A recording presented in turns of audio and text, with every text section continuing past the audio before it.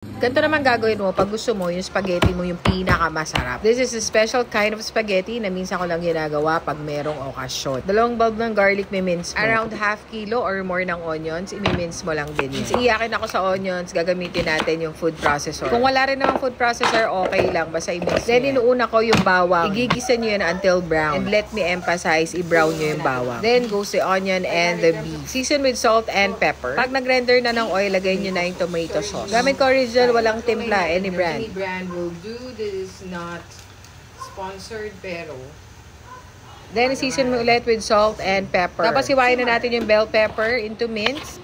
Then, lagay nyo na agad. And our secret ingredient, laurel. 2 to 3 pieces. 2 beef cube. Simmer and halo. All this time, naka-low heat ako. Add around 3/4 cup of sugar. 2 tablespoons Worcestershire sauce and garlic powder. Adjust the taste with salt and pepper. And all that's left to do is simmer and halo in low heat until hindi na maasim yung tomato sauce. And that's it. Nakagawa ka na ng napakasarap at very special na spaghetti sauce.